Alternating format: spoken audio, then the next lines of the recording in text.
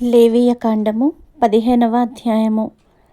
మరియు యెహోవా మోషే అహరోనులకు ఈలాగు సెలవిచ్చెను. మీరు ఇశ్రాయేలీయులతో ఇట్లనుడి, ఒకని దేహమందు స్రావమున్న ఎడల ఆ స్రావము వలన వాడు అపవిత్రుడగును. వాని స్రావము కారినను కారకపోయినను ఆ దేహ స్థితిని బట్టి వాడు అపవిత్రుడగును. ఆ స్రావము గలవాడు పండుకొను ప్రతి పరుపు అపవిత్రము. వాడు కూర్చుండు ప్రతి వస్తువు అపవిత్రము.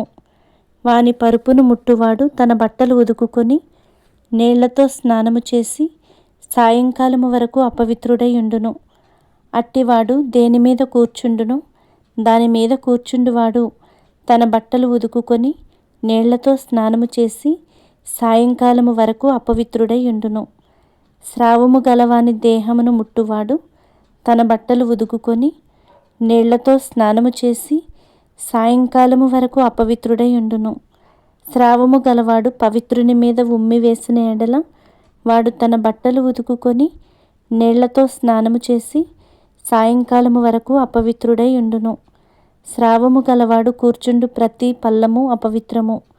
వాని క్రింద నుండిన ఏ వస్తువునైనను ముట్టు ప్రతివాడు సాయంకాలము వరకు అపవిత్రుడై ఉండును.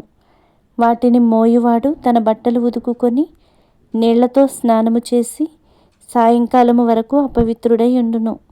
స్రావము గలవాడు నీళ్లతో చేతులు కడుగు కనుకయే ఎవని ముట్టునో వాడు తన బట్టలు ఉతుకుకొని స్నానము చేసి సాయంకాలము వరకు అపవిత్రుడై ఉండును. స్రావము గలవాడు ముట్టుకొనిన మంటి పాత్రను పగలగొట్టవలెను. ప్రతి చెక్క పాత్రను నీళ్లతో కడుగవలెను. స్రావము గలవాడు తన స్రావము నుండి పవిత్రత పొందునప్పుడు తన పవిత్రత విషయమై 7 దినములు లెక్కించుకొని తన బట్టలు ఉతుకుకొని పారు నీటితో వడలను కడుగుకొని పవిత్రుడగును. 8వ నాడు 2 తెల్ల గువ్వలనైనను 2 పావురపు పిల్లలనైనను తీసుకొని ప్రత్యక్షపు గుడారము యొక్క ద్వారమునొద్దకు వచ్చి యెహోవా సన్నిధిని వాటిని యాజకునికి అప్పగింపవలెను. యాజకుడు వాటిలో ఒకదానిని పాప పరిహారార్థ బలిగాను ఒకదానిని దహన బలిగాను అర్పింపవలెను. అట్లు యాజకుడు వాని స్రావము విషయములో యెహోవా సన్నిధిని వాని నిమిత్తము ప్రాయశ్చిత్తము చేయవలెను. ఒకనికి వీర్యస్ఖలనమైన ఎడల వాడు సర్వాంగ స్నానము చేసుకొని సాయంకాలము వరకు అపవిత్రుడై ఉండును.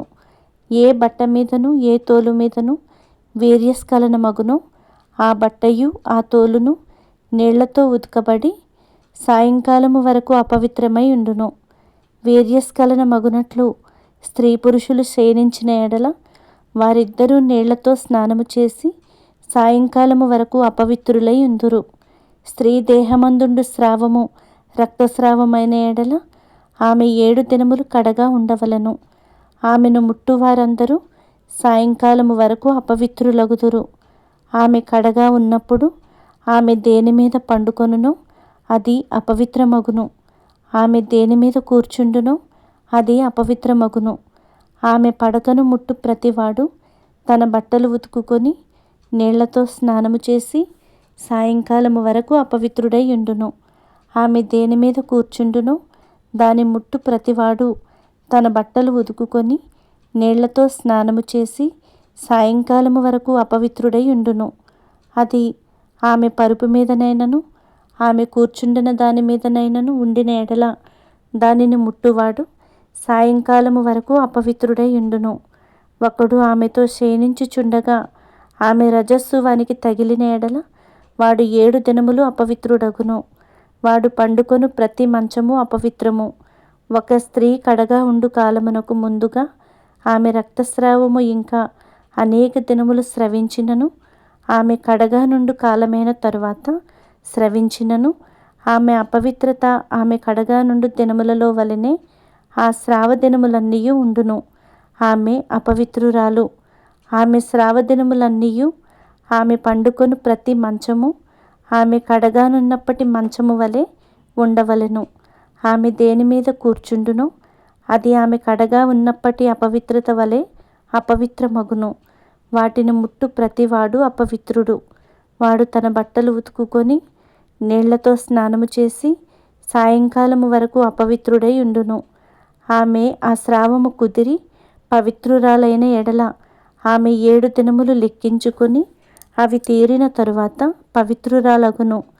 8వ నాడు ఆమె 2 తెల్లగువ్వలనైనను 2 పావురపు పిల్లలనైనను ప్రత్యక్షపు గుడారము యొక్క ద్వారమునకు యాజకుని యొద్దకు తేవలెను.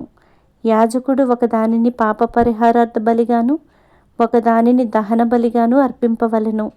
అట్లు యాజకుడు ఆమె స్రావ విషయమై యెహోవా సన్నిధిని ఆమె నిమిత్తము ప్రాయశ్చిత్తము చేయవలెను.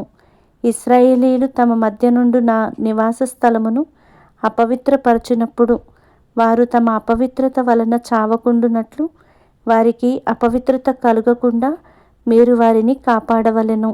స్రావము గలవాని గూర్చియు వీర్యస్ఖలనము వలన అపవిత్రత గలవాని గూర్చియు కడగానున్న బలహీనురాలిని గూర్చియు స్రావము గల స్త్రీ పురుషులను గూర్చియు అపవిత్రురాలితో శయనించు వానిని గూర్చియు విధింపబడినది ఇదే.